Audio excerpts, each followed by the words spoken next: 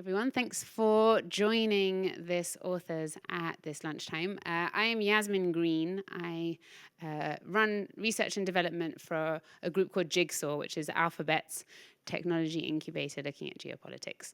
And I am delighted to welcome Wendy Sachs to talk to us today. We're related. We've got to figure out like the exact way to describe it, but Wendy's the sister of my husband's cousin's wife. There should be a shorthand for that. So if you guys are anything like me, you feel some anxiety when you think about the evolving nature of work. And automation and globalization seem like they're trends that are making more bleak the prospects of us all being gainfully employed in the future. And job security seems like a kind of romantic notion from a past era, yet we still all yearn for work that's nourishing and stimulating and flexible, and that brings us joy as well as pays the bills. Sometimes we fantasize about charting a new path, but we're not even sure where we'd start when it comes to that. So wouldn't we love the advice of somebody who has experience with every possible permutation of work, life, family, and has reinvented themselves and captured their insights in a book that will help empower us and help us all thrive. And that is Wendy Sachs. That's the brilliance of Wendy. Wendy has a very diverse and accomplished career as an Emmy Award-winning producer of TV news on Dateline, BBC, CNN, Fox, and NBC. Is a critically acclaimed author and journalist, and has an eclectic career in politics and PR, including holding the title of, I'm not going to get this right now, wait, she can correct me, Capitol Hill Chief, Press Secretary, Capitol Hill Press Secretary, Editor-in-Chief, and also, which I didn't get the 411 from her about, but also representative of Barney, the purple dinosaur. So anyway, without further ado, it's a great joy to welcome Wendy to share her insights with us today.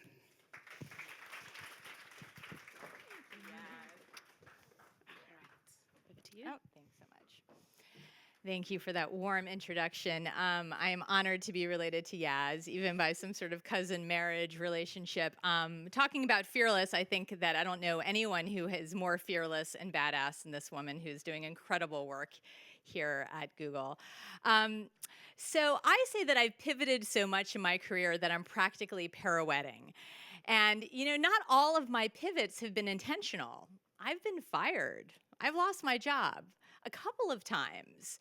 And, because everything today has an origin story, every brand, everything. My origin story of Fearless and Free begins when I lost my job in August of 2014. And I was working, at a advertising agency, and, it's sort of a mini tragedy to lose your job in advertising. It happens all the time. And they gave me some notice, and I knew I was going to be let go because they couldn't afford me anymore, apparently. And I started interviewing all around New York City. I started going to all of these, what I would call the bright and shiny startups. I'm sure you work with many of them here in New York. And I was going around looking for a job. My industry, media, had been completely disrupted by digital. And I started really panicking because at this point I am over 40 and I'm in an industry that is, overrun by people now about 20 years younger than me. And I thought if I don't get a job soon, I'm not going to be relevant. And of course, as we all know, relevance is everything. So I was interviewing at one shop, and I went in, and of course it was, a bearded millennial in that flannel, like the total cliche, sitting across from me. And I start taking out my resume, which is sort of lengthy at this point in my bio, and I hand it to him. And right away, I knew that there was trouble. He said, "We don't take paper resumes around here. We only want digital copies." And I was like, feeling embarrassed and shamed, and that clearly I was way too old for this company. I shoved my my paper back in my bag, and he opens up his MacBook and he's looking over my resume, and he sees that I had worked on Capitol Hill. I was a press secretary a while ago, but I still kept it on my resume because it was a position that I always felt very proud of. Up until this point, it had given me some gravitas and some credibility. And like what I like to say is that Capitol Hill was the Google of the Gen X generation. It opened doors for us. It opened big careers for many people. We all, many people I know started there, went on to big careers. But here, the man looking at me sort of scoffed and said, around here we have good relationships with the media. I wouldn't want you hanging up on any reporters or anything. And I, completely startled by this, I said, jokingly, well, I'm not a character in Veep or the House of Cards. I wasn't screaming at reporters. I was begging them to cover my member of Congress. He was a freshman member from a crowded district in South Florida. He didn't even laugh at any of this.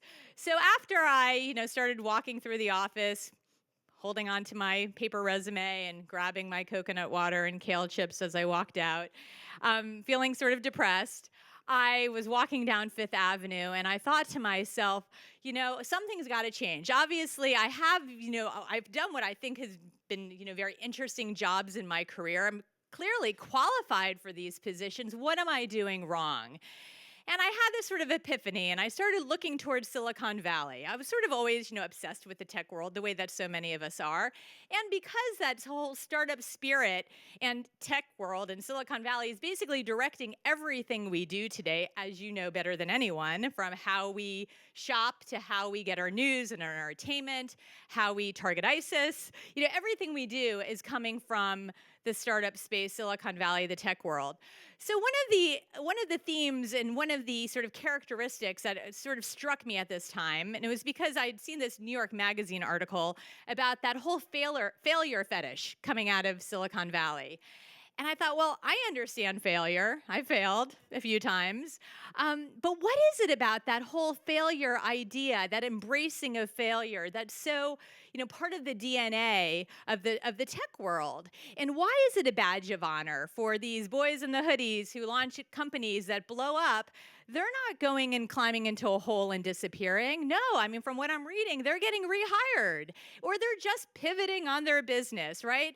That the venture capitalists are investing in the people and the talent behind the business, not necessarily the business idea. And of course, there's dozens of examples to point to. So I just love that idea, and I thought, what if women did that in their own careers? What if women sort of own that concept that we don't need to feel ashamed if we lose a job, as so many people do today? What if we really sort of invested in ourselves and leaned into our own skills and realized we just need to pivot, we need to iterate? And what if we were okay with that idea of failure? So as I started sort of digging into this concept of failure, of course, the happy cousin to failure is success. And as Albert Einstein, so many people have these great quotes around failure. He says, failure is the pathway to success, something like that. I'm paraphrasing that. But, that's that idea. So I started looking at confidence, right? So confidence is the foundation to building anything, to taking risks. And it's all about the risk taking. And of course, I'm sure you are all familiar with all the studies that show, men are more willing to take risks than women. We know men start more companies, more startups than women. They certainly get the financing, the venture capital backing that women don't get. So why is that? So as I started looking into some of the research around confidence, I was looking at Claire Shipman and Katty Kay. I don't know if anyone here is familiar with their book, The Confidence Code, which sort of became my Bible as I was doing my own research on confidence. And they found that there's this genetic connection with confidence, that there's actually, there's a genetic component, sort of like, who gets blue eyes or curly hair. And they did their own DNA testing, and they found very disappointingly that neither one of them carried that genetic trait to actually create confidence. And of course, this was incredibly disheartening to them, because you want to think that you are, genetically enabled to be confident. But what they also found, which of course is very empowering, is that we can build confidence. Confidence is a muscle, like resilience is a muscle that Sheryl Sandberg, of course, is recently talking about. Confidence is also a muscle. And the fastest way to become confident is to take risks. And women just generally are more risk averse. And we're taught this at an early age. We don't like to fail. We don't like to get things wrong. We don't like to take as many chances. And it starts really early on. So the more studies that I was uncovering and looking at the writings of Carol Dweck, who's a well-known professor, and she wrote a book called Mindset. She writes about that this starts at a very early age with that whole idea of a growth mindset versus a fixed mindset. The idea that we sort of only know what we know is that fixed mindset that, you are good at math and that is what you know, but you would not be good at perhaps art. Versus that whole idea of a growth mindset that you can develop your skills and you can you can sort of evolve and you can iterate as you go. Well, this is really important, not just in the parenting space as it became recently adopted, because there's that whole concept that we're not supposed to tell our daughters that they're good at math, because maybe in 5th grade they're good at math, but by 9th grade when math gets hard and they're not doing so well, they now take it personally and think, I guess I'm just not so good at math. We're supposed to praise the journey. So, but this is also very true to ourselves. If we can't accept the idea that we can continue to evolve and grow, well, we're going to get stuck.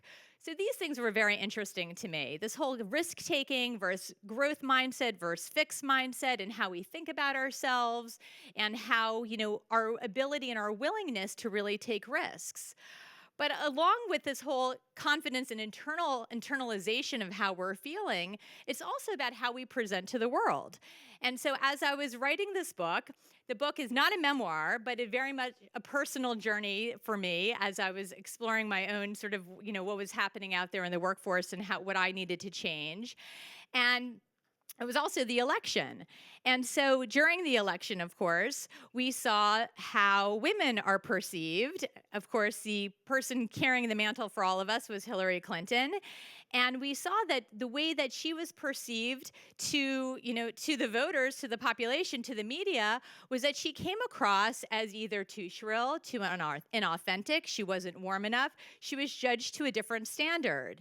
And there was this, famous Jimmy Kimmel sketch that I don't know if any of you saw, but I read about in the book. And in this one sketch, this is like what they called the mansplaining sketch. And so Hillary's, standing behind a podium, and she's pretending that she's giving her stump speech, and she starts out, a little bit loud, and keep it down. The voice, it's a little too shrill, a little too loud. She drops it down. You got to raise your voice. You're sounding like a mouse up there. And then she begins again, and he's like, you don't look friendly. You got to smile more. You got to smile. So she starts smiling. You look like a Lakers girl. What's with the smile? Whatever she did, and it went on. And then he's like, I can't put my finger on it. I'm not sure. What is it? What is it about you that's just not right? I know. You're not a man. You're not a man. And that, of course, was, the ultimate, poking fun at exactly what was happening and exactly how she was being perceived. And that, of course, is the double bind. And I'm sure, is everyone here familiar with that double bind, the women in leadership? So that double bind is the ultimate conundrum for women in leadership. And that is that when women present with more masculine characteristics, that they are direct, or they have a loud voice, or they come off, very strong, they're not well liked. People see them as abrasive, or they're bitches. They're not well liked. But when women present with their more feminine qualities, that they are nurturing and seem to be warm, engaging, maybe their voice isn't so loud, they're not thought to be strong leaders. So that's the conundrum, right? That is the double bind. And of course, we saw that play out during the campaign, not to say that Hillary Clinton didn't have, other issues going on, but that was a big part of it. So all of this, is happening as I'm writing the book, the campaign, I'm watching what's happening. And by the way, just a compare and contrast, when you saw, this was not just a Democrat-Republican thing. You see Bernie Sanders, who's, pounding the podium and finger thrusting, and he's messy, and he's, disheveled, and he's loud, and he's angry. And people love that, right? People love that about Bernie. There was no, you're too loud, you're too obnoxious, your hair's a mess, fix your tie, stop with the finger. No, that was manly. It was alpha. It was legitimate. It was authentic, and people loved it. Women loved it. So that's really, really, that was very fascinating to me. And I think at some level, I also had this sort of personal association with all of this. Not that I'm anywhere near Hillary Clinton's level, or will be, but I had been viewed in the workforce at one particular job as being too abrasive. I was told this in one of my job reviews, that I came across as a little bit too abrasive, too tough. What I thought was being direct, other people viewed and perceived as being, and the word that's commonly associated with women is abrasive. And I was horrified. I felt so, I don't want to say ashamed, but I felt so hurt, actually. I mean, I didn't want people not to like me, because everyone wants to be liked. And by the way, likability in the workforce goes a really long way. So I didn't know what to do about all of this. And so at the same time that this was all happening and I was feeling very sad about, not being liked, I wound up actually getting a new job. And I went to the advertising agency I'd mentioned before. And I started saying sorry a lot.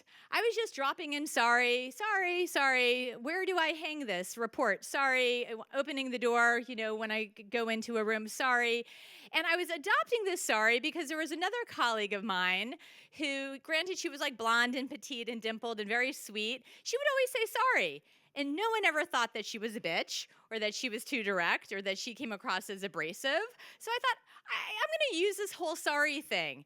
And it worked like a charm. I'm telling you, I was with the toughest creative guys who are, feeling all bold and all that going on. But no one thought I was being too direct, because I wasn't. I had dialed it back.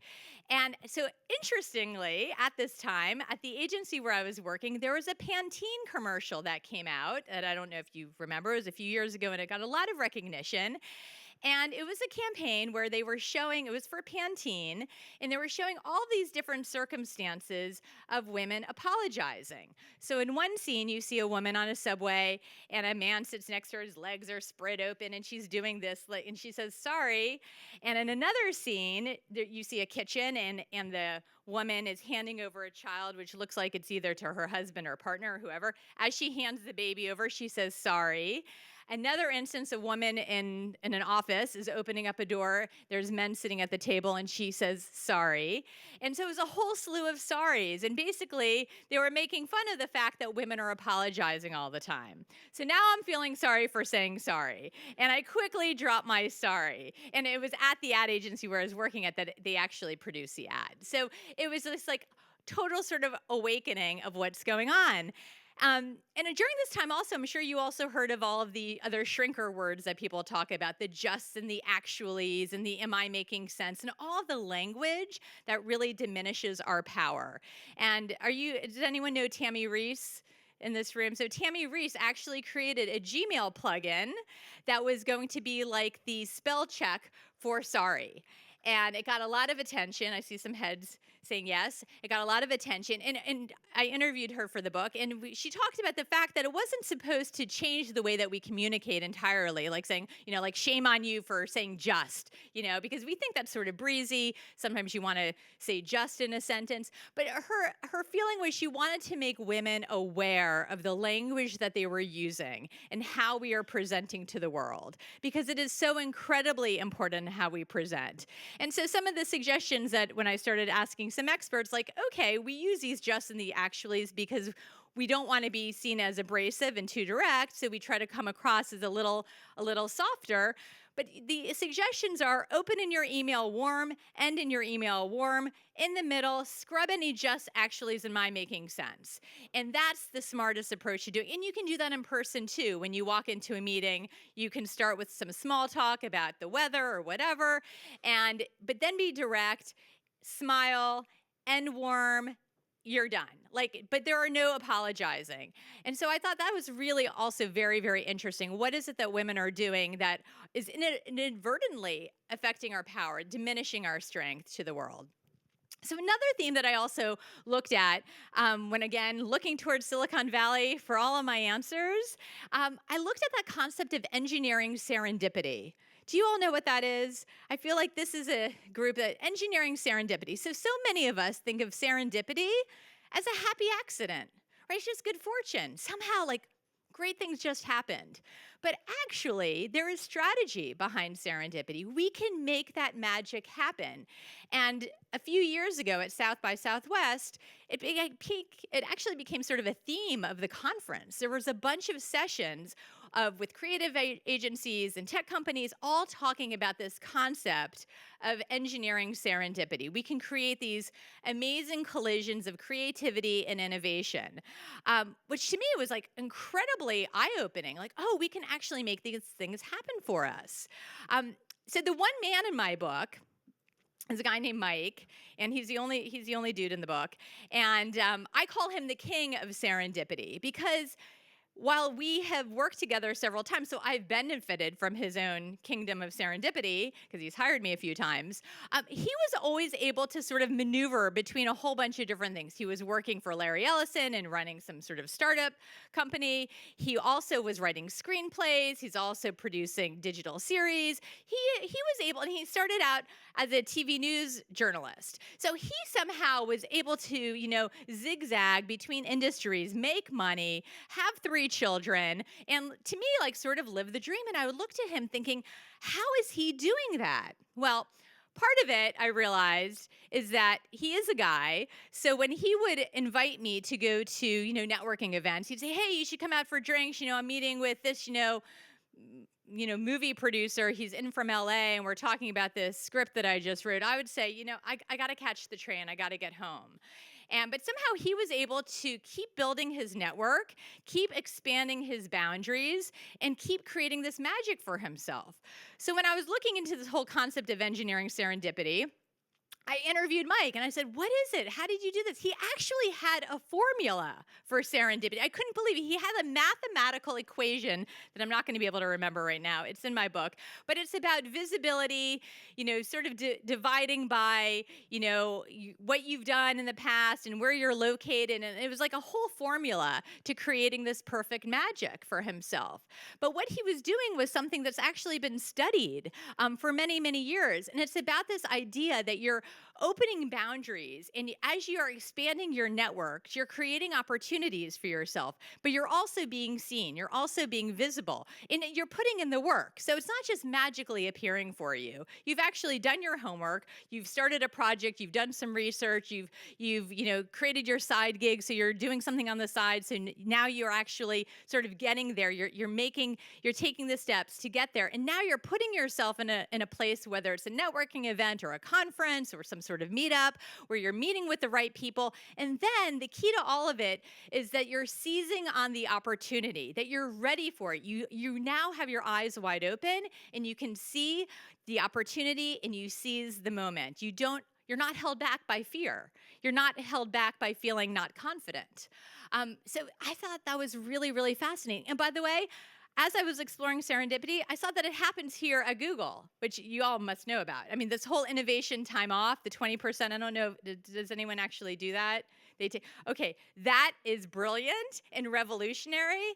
And that's another time where your company is saying to you, go explore, go innovate. Go be creative. Go have the headspace to go work on something, because we know that when you have the time and the sort of mental space to do it, great things are going to happen. And that's really, really similar to this whole notion of serendipity.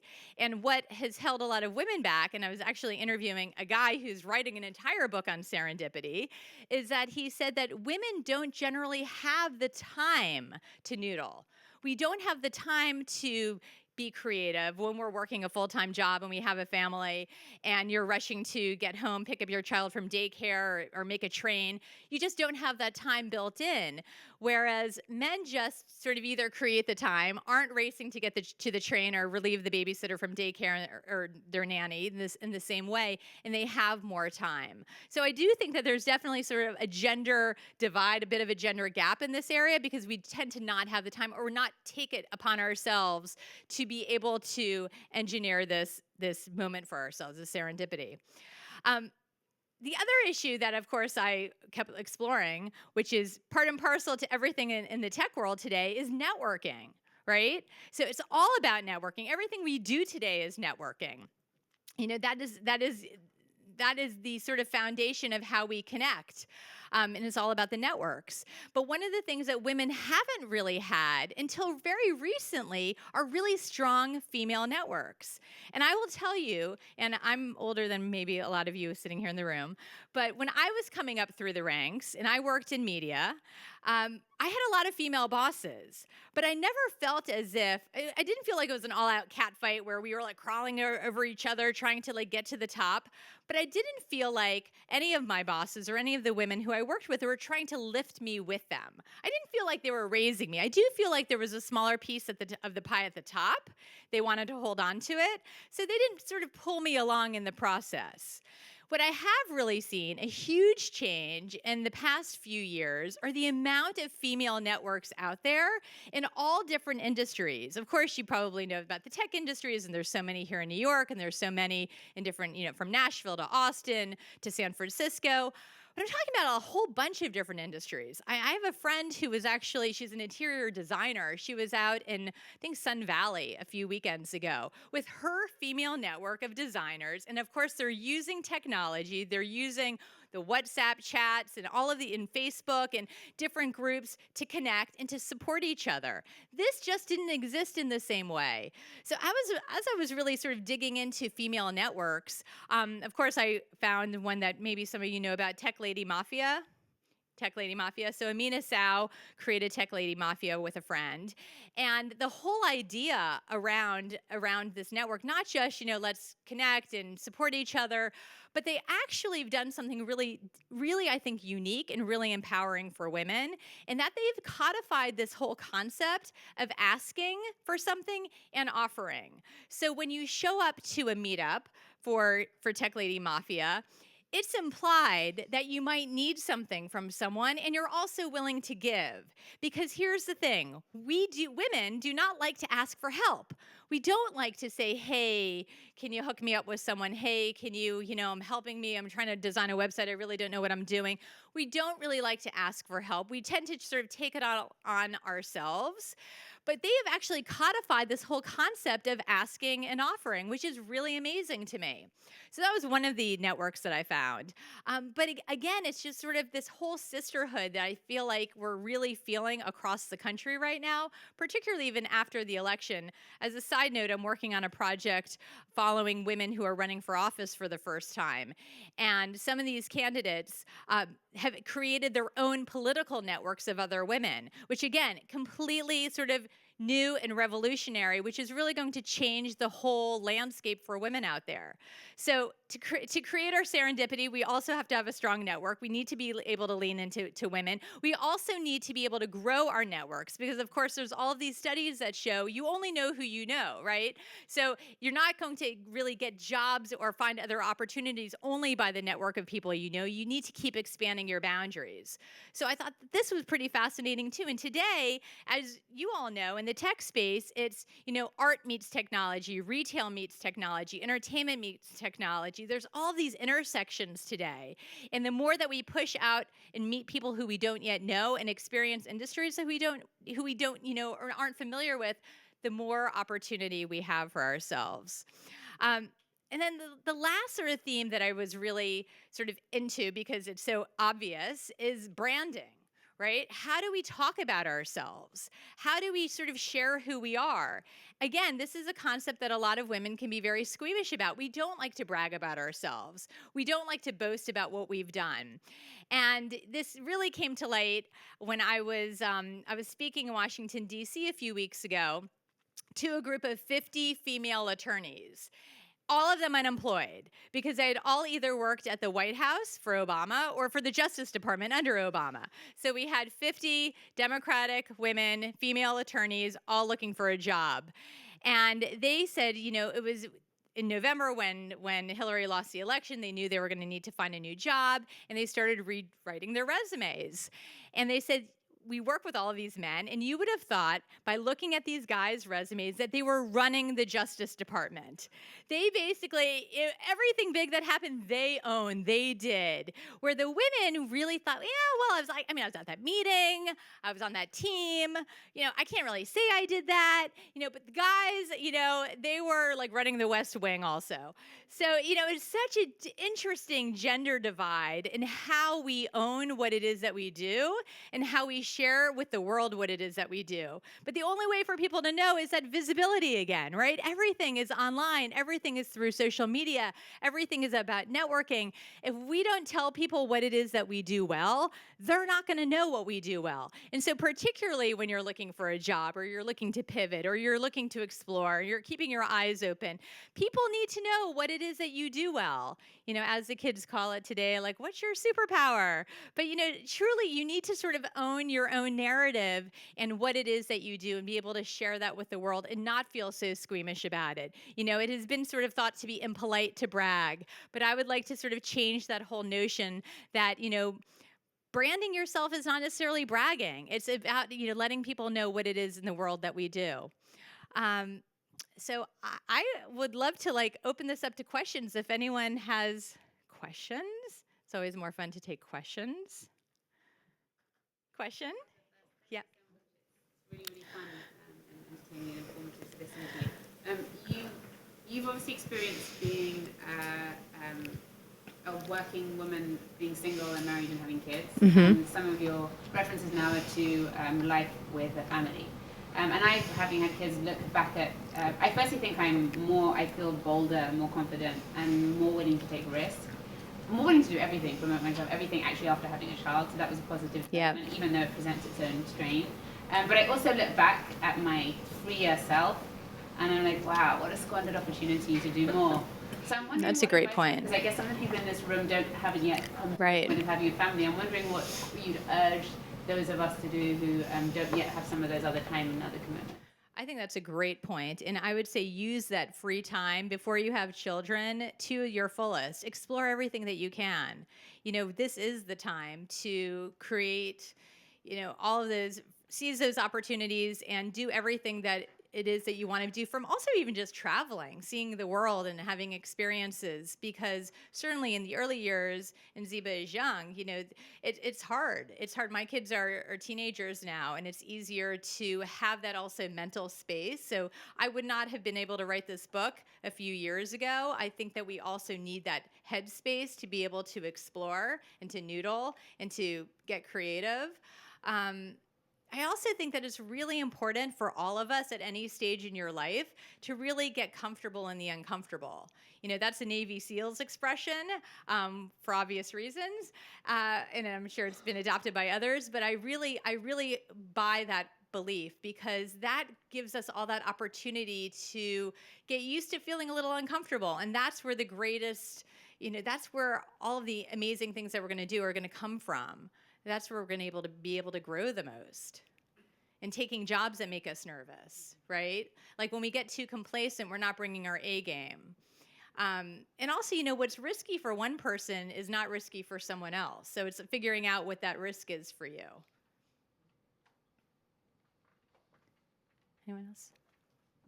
Can you speak a bit more to the concept of pivoting and Sure. relaunching? So, how in your career have you faced the need to pivot from perhaps one particular field to a completely different one? Or could you just talk a bit more about how that plays out? Sure.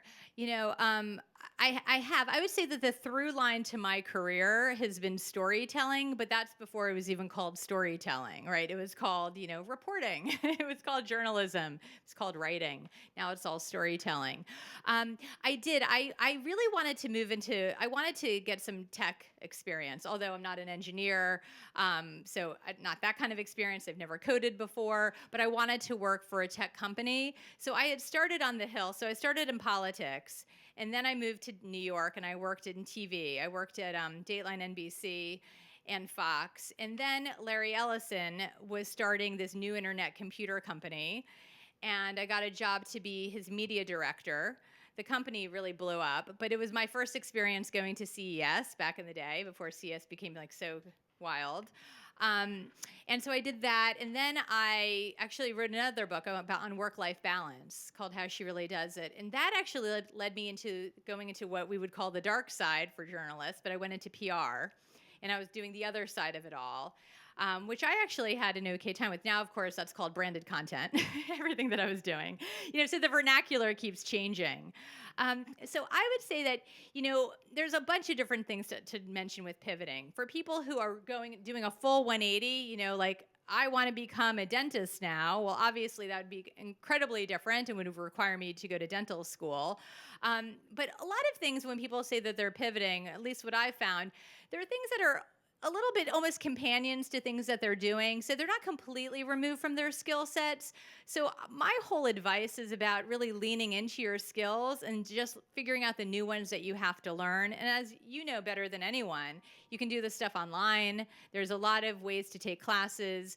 And to have that whole side gig that everyone, seems to feel very romantic about these days, but having that sort of side project that you start noodling with to see, is there viability here? Am I any good at it at this? Can I make money if I need to make money? What can I really do?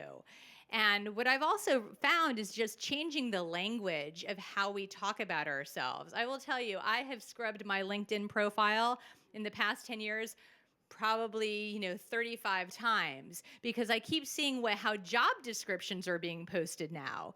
The language being used is so different than the language I was using.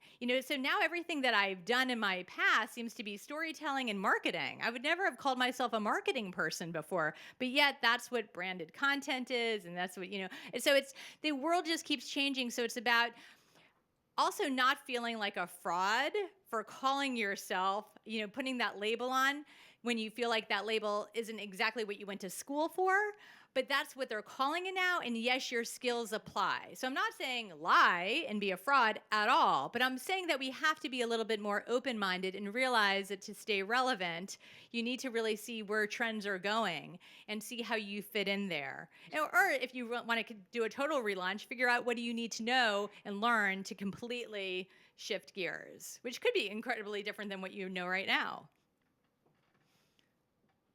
Hey there. So I was actually at the Confidence Girl Code, whatever it's called, a conference that they hosted, Caddy Shipman and whatnot, in Baltimore a few months ago. I was a panelist on the STEM panel. And so I took my daughter, and we attended the whole conference, actually.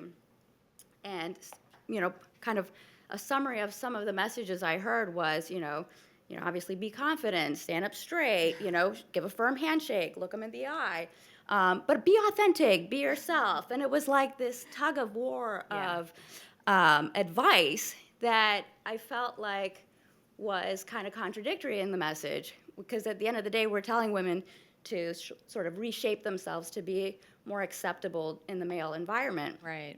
And one of the things that I really liked about Google and like the Silicon Valley is that this concept of you don't have to wear a suit to be taken seriously. And so the point is that you don't have to look a certain way as a man or sound a certain way or even be particularly socially acceptable to be taken seriously. And for, what really mattered was like that you were smart, you had great ideas, and you got the thing done. Right. So I guess this is probably more of a comment to see what your response might be. But my hope is that we can get to a place where we can stop telling women to change themselves and get to a place where, just like the culture we have built here, you can be whatever you need to be as a person, and you'll still be accepted because the work you produce is excellent. So, that's sort of, I guess I'm kind of tired of hearing all the, advice That we need around to change. Yeah. do this, do that. And I did all those things. And so when I sit on panels now, what I say to the young women thinking about careers in tech is, I'm going to be honest with you. You can give, you can stand up as straight as you can stand up. You can give firm handshakes until you make their, knuckles bleed. You can, be the smartest person in the room, but you're always going to be disadvantaged because you're a woman. And there's literally nothing you can do to change that. And so, I think you're making all very important points that I think we can all really appreciate. And, one of the things that I when I was talking about even writing about Hillary Clinton in the book and the way she was perceived and her shrill tone, and she's not warm, she's not authentic, she's too smiley, she's, whatever it may be. No one likes the way she looks in her pantsuit, she needs to lose weight, all of that kind of stuff. You're absolutely right. And one of the women who I quote in the book, she talks about the fact that we need to rehear the way women speak. She actually makes this comparison to pre-Title IX and sports and women, that the way that women in sports were perceived, 20 years ago, I would argue still a bit today, that they're not given the same validity. They're certainly not given the same money. We see that with the U.S. soccer team, with the women's soccer, that they make less than men, yet they win way more than the guys do. But even that whole idea that anyone should tune in and watch women play soccer, that has changed, right? I would say that people still aren't really watching the women NBA league the way that they watch the men, because people say it's not as exciting. And they don't have the same kind of money. But the notion is that we as a country, as a people, need to rehear the way that women speak. So if a woman is sounding her voice is going to be higher than most men because that's the way women are built, to not discredit that and not think that that is, too harsh or too bitchy or too annoying, that we almost adapt to that. So I do think that, and maybe I'm being a little Pollyanna here, but I think as more women move up the ranks and as we lift more women, as the sisterhood keeps bringing women up with them, and as I'm seeing and as I feel very strongly about, that things will start changing. We'll see more females in technology. We'll see more women in leadership position. We'll see more women in Congress. And we will adapt and accept the way they look, the way they sound, the way that they communicate. And that is when things will start changing. But even women don't like the way that women present. I mean, we really saw that play out in the election. It was really sort of shocking to so many of us when we looked at the numbers and we looked at, what was coming back of like women just didn't even like women. And that's another big issue of what needs to change. Yeah, I think what I'd like to see is more books around how to be a person that can just accept women the way they are. I mean, the advice when I heard the advice around don't say I'm sorry so much. I've heard it a lot, and I really tried myself to not do it until I reached a point where I was like, you know what? Maybe we have it right. To say you're sorry is like a good thing. It's like you're being kind and empathetic, compassionate, considerate. Maybe the advice should be to the assholes who treat people who say I'm sorry badly to not do that, Right. as opposed to the other way around. So. Well, I think you're, being authentic. There's nothing wrong with being authentic. I think that when we are authentic, that is actually the people who come across the most authentic are the ones who get jobs, are well liked, and there's tons of studies on all of that. But when we are faking it, people, can size that up in a millisecond. I mean, we see facial expressions, and we're sort of brilliant at seeing inauthenticity. So keep being you. Hi, in your research, did you hear any murmurings or indications that perhaps men are learning and listening from how women uniquely approach things, opening warmly, getting to the point, closing warmly? Like, I don't think it's just what can we learn from men Right. and be better at. It's what are women doing right that men can also learn from, we can all learn from? Like, is there any... Well, I mean, there are a lot of studies that show that the nurturing skills that women have are incredibly effective in leadership. And we also know that when women are at the top in organizations, when they have more management roles, when they are in C-suite roles, businesses do better. I mean, that is like study after study after study proves that diversity is, good for the bottom line. I didn't really see that the guys are looking to women to sort of soften up or to be more collaborative or to do the things that women do so well. I think that, to the other, I don't know your name, but to Caddy's point, that embracing who we are as women is really important and really essential. And I agree, we don't need to change. We need to be aware of how we present, because the truth is the rest of the world hasn't caught up to us yet. I think it starts with an awareness, even back to Tammy Reese's Gmail plugin. She's not saying never say just or actually or I'm sorry. It's more of an awareness of how we're communicating. But I do think that women should be leaning into all of the skills that we do so well, which is we're great collaborators, right? So even going back to that whole idea about networking, I've spoken to many rooms and I'll say to women, who likes to network here? I mean, I can ask you all, who likes to network? Anyone like to network? No, so okay, well, you're really confident and authentic and good for you. But so many women don't like to network. We feel that it's like, it makes us feel a little like uncomfortable. We're like asking for something and transactional, and it feels very cold. Guys have been doing it forever, right? They go in, they say what they need, they get a beer, they go play golf, done. Women don't like to do that. But what we're really, really good at is building relationships. And we're really good at creating relationships that last a long time. We need to play the long game. So I would argue that women, we need to sort of rethink networking, think of it more, even like relabeling that. Like, we're connecting. We're showing up and we are connecting, because women do that really, really well. We bond very quickly. You put, if we were all sitting together, in like 5 minutes, I'd know what you all did for a living, where you lived, if you were dating someone, if you had a child. I might comment on the coolest shoes that you're wearing, whatever it may be. That is like, women bond very, very naturally and very authentically. So I really do think it's almost reimagining what networking is and realizing that we're building sort of relationships with one another that are real, that are authentic, and that we know will last a while. Folks, I'm sorry, if you have a question, if you can use the 2 mics just so that the sound is picked up properly. Thank you.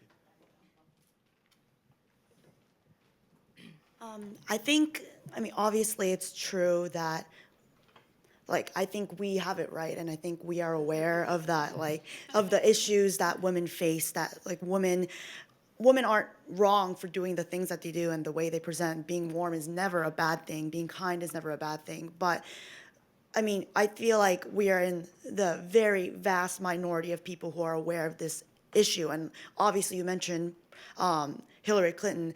The vast majority of America is not aware that, the things, not aware of the biases that we are aware of. So I guess, navigating through this world, I obviously am not condoning that we should change or anything, but you did mention you wanted to say sorry because you felt like that was how you came off as warm. So warmer because I grew up people calling me bossy all the time because I was confident and I was able to say what I wanted without not being rude, but in just a sense being direct. But how do you avoid that? What kind of strategies could you delve more into other things you've tried as a leader? I do think that a lot of it is facial expression. So the problem when I was told that I was abrasive, I was actually working remotely. So a lot of my conversations were over the phone. So I thought I was being very direct. And my boss actually said to me, who is a woman, she said, I know that you're warm. You smile, you're very engaging in person, but on the phone, people think, you're a little bossy. And again, a man would never have been accused of being bossy. I was just direct. I thought, we've got time. We've got 30 minutes on the call. In, out, done, good. They're not seeing me smile, because it's on the phone. But I do think so what I've learned is I do try to smile a lot. It's not unnatural for me to smile. I think I'm probably now more aware of that.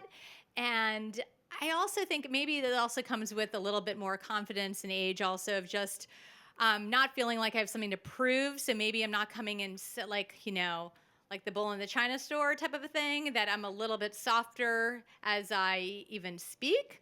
But yeah, I'm hyper aware of how I present. And so my advice to you is smile, warmth, and then say what you need to say, be smart, never hedge on being smart, as none of us would do, I'm sure. But, you want to come across and make your points clear. There was something else that I didn't mention when I was talking that I think is actually really interesting, and it goes to sort of the solidarity of the sisterhood and this networking and the change that I'm seeing. And I write about it, and it's called the amplification effect.